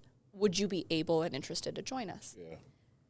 That made a world of difference. Number one, it shows how much we respected the nurse's perspective on our team. Absolutely. All of a sudden, it made this beautiful team dynamic where everyone was just there to take care of the patient. Absolutely. Right? It allowed for more perspectives. It allowed for a lot more collaboration among the different departments that were there at the hospital. It had way more streamlined communication because so many times it happens, right? Like the medical team will do their rounds and the nurse is finding out way later that the plan has been changed or something was missed. So it's streamlined communication, and the patient feels the impact of it because 100%. they learn to associate that everyone's on the same page. They're listening to the rounds, which are happening right outside of their patient room. Right. And it changed the game for me. So I think it's, extremely important to do that. And you just learn so much more when everyone's talking at the same time. I agree. So phenomenal. I agree. I feel like that's something something my father said to me too, is that he learned so much from nurses going into it. But one thing I've said to like med students whenever they're on our unit is, man, rely on us and we rely on you. Yeah. We're a team. Let's act like it. You know what I'm saying? I could give you fill any gaps that you're missing, and you could do the same for us. Exactly. Because ultimately, it's not about us. It's the person in the bed. Yeah. There's no egos here. Yeah. You know what I mean? So Absolutely. I agree. That's an awesome position. Another question I wanted to ask was, with medical doctors, you guys do a wonderful job in more complex situations where a complication or a sentinel event may happen, you guys are just not laser focused, but just you guys keep the professionalism on point. Whereas if it's me and hypothetically, let's say, a baby passes away or someone passes away, I might just go in the corner and cry, honestly speaking. Like, Real. there's some nurses that just break down crying in that moment, whereas I've seen medical doctors just keep it straight professional, know how to separate their emotions from, work. I think it's very different. I don't know what the question you're going to ask, but I mean that, not that I think any less of obviously physicians, but I feel like we spend a little bit more time with the patient and the families and get to know them on a different level, because we have 5 patients and I'm with you for 12 hours. Right. If I'm working in a row, I'm with you for 12 hours for 4 days in a row. Yeah. So if a patient passes away, I feel that. Like, I'm like, you know what I'm saying? And of course, as physicians, you guys spend time with them as well. I'm not taking anything away from that. But I've definitely felt the impact, and I've had physicians like, I barely knew this person. Like, it is just what it is, so. I was going to ask, have you encountered something like that within your, years of medical school? Yeah, absolutely. We always do run into unexpected scenarios and consequences. Yeah. I think fortunately for me, more often than not, a space has been created either when the situation is happening or at least afterwards to process and debrief.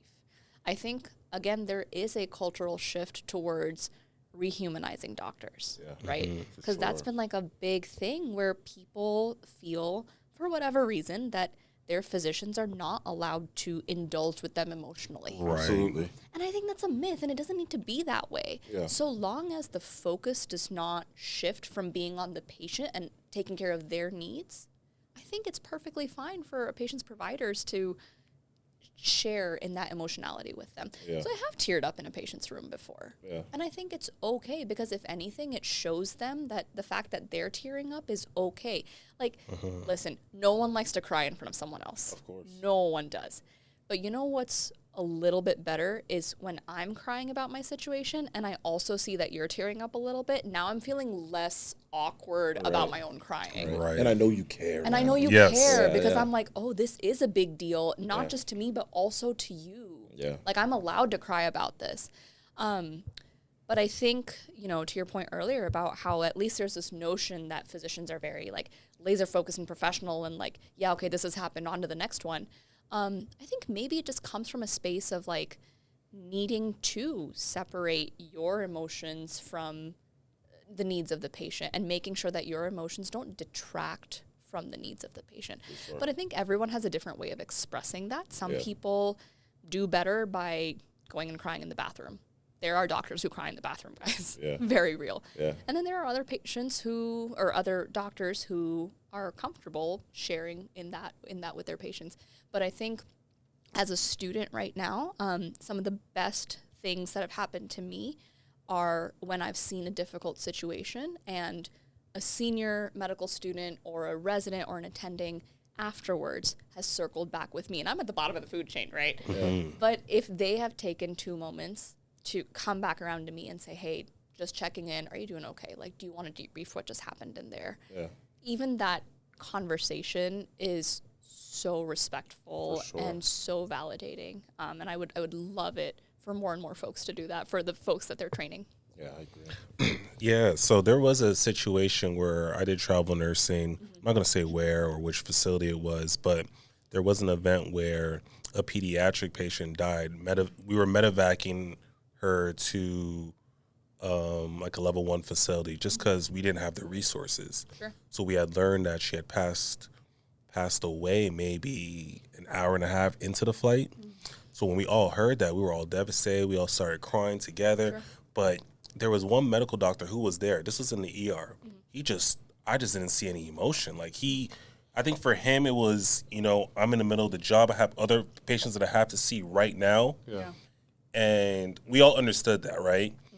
But then I think it was maybe 4 days later, he had came into work and he was like, you know what, guys, it finally hit me. And I'm like, what do you mean? Like, I cried. Like, I was exercising, I was on the elliptical, and I was watching something on TV, and it hit me. And that's when like he let out all his emotions. It took a couple of days, but it happened. Still Everyone's human. different. Yeah. A lot of academic hospitals will also do something called M&M conference. So, Oh, I've heard of this. like, Yeah. so I'm sorry, I can't remember exactly what it stands for, but it's something in mortality. I'm hoping someone can correct me out there. Yeah. But it's actually like a conference where everyone from that department, I've mostly seen this in surgical cases, where everyone from the surgery department will get together Thursday mornings, an hour, and someone gets to present a case. Yeah, like a specific case. A specific case that happened at that hospital that went wrong. Yeah. And like, you know, as a department, like, yeah, not only are they dissecting the intellectual pieces of it and like, yeah, what could we have done differently from a management perspective? And like, where did we go wrong in the surgery? Like, yeah, there's like a let's learn from our mistakes. But I think it also creates like a space to process that, hey, yeah, like, yeah, I'm a so-and-so surgeon and I screwed this up. And like, I want to talk about it. It's not like a sob fest or anything, but like it does create that space to admit mistake, admit where things could have gone differently and ultimately learn from it. Yeah. That's interesting. A lot of vulnerability in that, just being able to open up and share a I feel mistake. like that'd be tough and too, help you. because Yeah. it's hard to admit fault, Right. especially if there was a death. Yes. Like I can't imagine being in one of those. Like it's very difficult. Are you able to share an interesting story that you've I was experienced? gonna run that Yeah. song too. Whether it's funny, like seriously, something that sticks in your Or head. crazy, Yeah. like what the Yeah. heck, or, you know? Okay. So the one story that's coming to mind right off the bat, I was on labor and delivery and falling in love with this field all over again, right? We had a patient who was pregnant with twins. Okay. And, you know, of course, we leave it up to the patient and the conversation with their provider about which form of delivery would be best for them. Typically, with multi-gestations, it's advisable to at least keep, like, operative delivery, like a C-section, accessible, Yeah, right? on and the like, table. Definitely. on the table, even, like, for some folks, like, making that the default, because having to, like, vaginally deliver 2 babies Yes. is a lot. Absolutely. And so there's this woman, and she has twins, and she is certain that she is going to have these babies vaginally. Okay. And, you know, an ultrasound was done, and these are big babies. And we're like, you know, like it might be like totally up to you, but like C-section's the way to go. You know, like this is going to be challenging. She's like, no, like I'm delivering these babies vaginally. Do you know? Is this her first delivery as well? Yes. Okay. Yes. Okay. So she has a mission. And ultimately, like, we're here to support that mission while keeping her and her baby safe. Of course. So the compromise that we come to is that we will try for a vaginal delivery in the OR. That's awesome. Smart. Yeah. That way, if we need to get forceps or if we need to get vacuum or if we need C-section, like, it is locked and loaded, ready to go. There's no moving pieces. Absolutely. But her plan is vaginal birth, and so that's what we're going to support. Yeah. And so she starts pushing, and there were a couple of moments where we're like, want the vacuum? You want the vacuum? And the first baby comes out, and you guys, this baby is 8 pounds. Jesus. And this is part 1 of 2, Yeah. right? And this baby's long. Yeah. Like this long. How many hours in are we in terms of labor? So we are, God, okay. So I got to my shift 7 p.m. And at this point, it is 6:30 a.m. that she has agreed to go into the OR. Okay. So it's been a minute. It's been almost Yeah. 12 hours. Been a minute. Yeah. Baby 1 comes out. She's miraculously pushed this baby out, right? It's a big baby. I'm like, damn, like, where did you fit that in there? And then we're like, okay, for the second one, again, like, how are you feeling? Do we want forceps? Do we want vacuum? Like, do we need to do a C? It would be weird to do a vaginal and then C, but like, we're here for it. She's like, no, I am doing it. Holy. Her husband is like, sweetheart, like, maybe. Yeah. It might be time. She goes, no, listen to me. Like, she's got eyes into his eyes. Yeah. She's like, I am pushing this baby out. Epidural or no? She's got the epidural. Okay. So then she starts pushing. Again, we've got a couple of moments where we're like, you sure? You sure? She's like, no, I am doing this. And her husband's like, okay, I'm going to go see the other baby. She's like, shut up. No, you're not. Like, Keep we that ass are right pushing here. through this baby right now. She pushes out this other baby. 9 pounds. God damn. 9 pounds. That's 17 pounds coming out of you. Correct. Holy shit. And just as long. Oh my God. I will never comprehend like where in her abdomen she was hiding these 2 babies. Oh my and like God. how they were like clearly one of them was like up in her throat. Oh, I for swear. sure. These babies were so long and it was just like the greatest act of bravery and strength I have ever witnessed in my life. My goodness. And the reason I remember this story, and I don't think I'll ever forget it, I was very interested in seeing this twin miraculous delivery through. Yeah. The med students' shifts were 7 p.m. to 7 a.m. By the time the second baby came around, it was 8:30. And my resident had excused me. He was like, you should go. Like, you've just gotten off of night shift. You should go. And, like, I think it was the way she was like, no. I was like, no. Like, I am staying and watching these twins come out. I gotta stay too. I'm gonna stay tuned. And I stayed an hour and a half later than I needed to. And I was just like, and the funny part of this too is the next day I had a dance show for the med school. And I like really wanted to participate in it. And the way that works is we're there all day long for the day. And the dance show happens in the evening, but all day, all the teams are there. We're rehearsing. We're like doing all these things. It's Just great like stomp vibes. the yard and shit? Like, That's what I felt like doing after watching that, you know? But I literally, I went home, showered, and went straight to the dance show. Like, I Damn. was so pumped up after seeing that. for sure. And I must have been up for like 36 hours. Oh I my definitely God. died at some point during that day. Oh, for sure. I learned I was just dehydrated. So wait, did you have to be back on your rotation that night? Yeah. Oh my God. Yeah. Yeah, I went from night shift, dance show, Night shift. Holy crap. And like, it was amazing. And I think I was just so fired up Yeah. because I like saw a miracle that day. Yeah. You're a soldier. Wow, that's crazy. I will say this, bro. Yeah. And maybe I don't know if it's because, like, watching my own kids being born, but that moment, let me backtrack. When I was in school and you're going through those textbooks, you're watching videos, blah, blah, blah, I was like, I probably won't be there when that placenta comes out. I will be out of the room with the kid, you know? And the act of watching a woman give birth was so crazy that, like, I agree. And we were like 16 hours in, and I was like, I'm ready to do this again. Yeah. Like, I'm Really? excited. I was up, bro. I was like very fired up by it. It was crazy. Like you won a playoff game or something, huh? Giving birth to 1 and 2 is even wilder. I know. But it is insane, bro. It's like a miracle happening, and you can't stop looking. Like, No, I it's know. nuts. And like, you don't even get tired. No. You're like on this like weird Yeah. energy high. Like, husbands that fall asleep, I'm like, how? Yo, it is insane, bro. Or, you know, we had an NP who's doing women's health NP, and he was talking about how you have some husbands in there that are just knocked out or playing video games while their wife's in labor. And it's like, what I the hell cannot. are you Yo. doing? I don't understand. I honestly, I do not. I I don't understand. don't. And maybe, like, before I ever had kids, I was like, it's long. You can make excuses for it. But then when you're there, you're like, how are motherfuckers not focusing on this? No, I know. Like, How it's is- cra's to me. How is this not the most like Yes, entertaining thing in absolutely. your life right now? Yeah. No, that's Like- crazy. There's one other story that's coming to mind. It's a little Yeah, bit sure. more wholesome. So I was with a family. So they already had 2 kids, but they were immigrants from Saudi. Okay. Now, in that part of the world, like in many other countries, it's not typical for the man to be in the room while his wife is giving birth. That's right. So this was their first baby in the U.S., and this was the first time this dad was going to watch one of his babies come into this world. Wow. Okay. And so the mom, I mean, our patient, she was, you know, fine. This was her 3rd time Yeah. around. Like, she knows the drill. She knows what works for her. She's looking beautiful while she's at it. It was great. But this was interesting for me because I felt like for the first time, my attention as a med student was actually more on supporting this father than the mother. Yeah. Right? Because the mom had enough support. Like, she had the OB, she had the nurses, she had a midwife. Like, it was all good. And she didn't need as much support.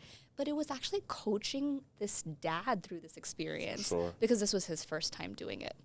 So I remember I was able to involve him in like holding up her legs and like supporting her through that process. And like, he was tearing up through this whole thing. And I will always remember he had some prayers running in the back. Yeah. He was like playing hymns and prayers in the back. So it was like this baby was being born and there was, you know, prayer in the back. And I think that was just really special and beautiful. And I felt very close to that family in that moment because, like I said, I was really watching him more because he wanted to help his wife so much. Yeah, like he awesome. wanted to be a part of this process. Yeah.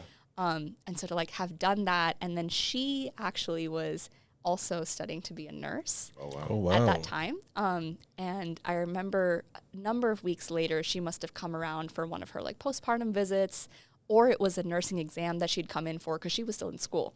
And I ran into her and she recognized me, which like I didn't expect, but she recognized me and she pulled me aside and she goes, I want to show you pictures of the baby. And she did. And she like told me the baby's name. And she goes, in our video, they took a video. She goes, in our video, the best part is watching you and my husband, the connection that you two had in like helping me push and stuff. And she goes, my husband still gets emotional watching that video. And this part I really think is so special. Apparently he said, I really hope that our daughter grows up to be like this girl someday. And I don't know her name, but I hope this is what this becomes. And you guys, I cried that day, like actual tears of joy. That was so validating. It was very, very special. For sure. So yeah. Surprise, her name's Mohika. That's her name. Surprise, motherfucker. So there you have it. Yeah. Who knows? Who knows? Wow, that's an amazing story to hear, honestly. It was really nice. Yeah, that is amazing. So do you run into a lot of situations where the family would rather have a C-section as opposed to a vaginal delivery, or vice versa? Or I think most families do prefer a vaginal birth. But I think what's really great about wherever I've gotten to train is the OB and the FAMMed doc or midwife, whoever is going to be delivering, they always explain all the options that are on the table well in advance. And there's a really nice thorough conversation that happens about birthing plans in advance.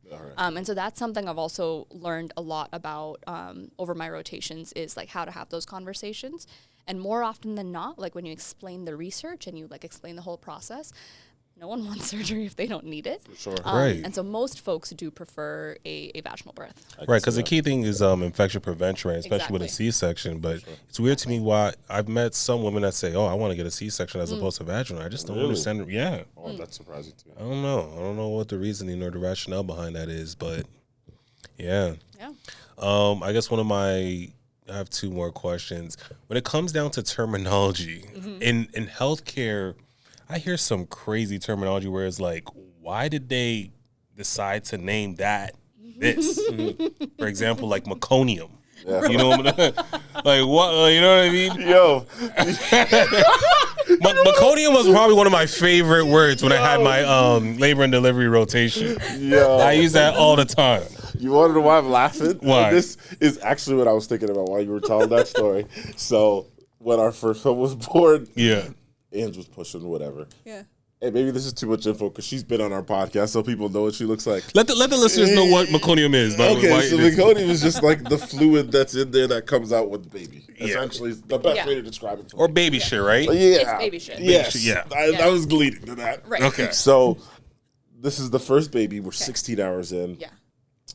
Again, I'm fired up. I'm holding her leg. She's pushing, the head's out. And then out of nowhere, when the baby comes out, there's this huge splatter. And I'm focused. Yeah. I'm focused, and we have this on video. And then the meconium comes out, and all of it lands on my forearm. And it is shit. And in that moment, in the video, I go, you just shit on my arm. And this is your first son, Jeremiah. So, what's that? Jeremiah. This is Jeremiah. Also, he spit on you, and he can shit on you too. When he sneezes on me, I'm like, you shit on me. Double whammy, yeah. Yo, and in that moment, I was like, you shit on me. And Angel's like, what? Shut the fuck up!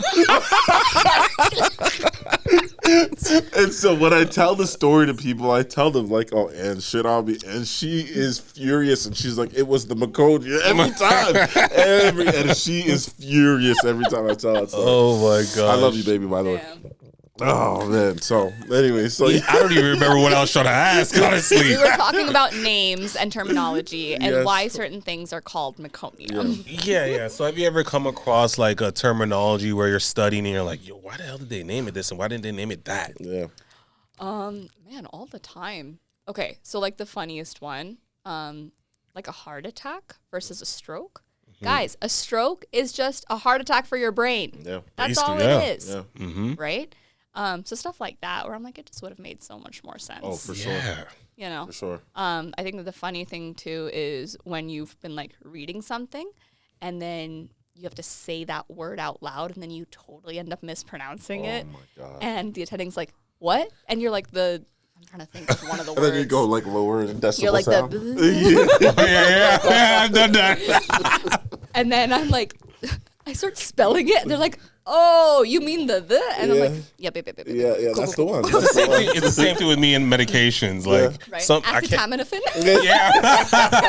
Yeah, that's what it was too. Yo, you know what I feel bad too is because we have a lot of Indian nurses, like fresh from India, Sure. that work on our unit, and they'll say like a medication. I'm like, what? And here's the thing with me: I'm very, very sarcastic, and I joke around with everybody.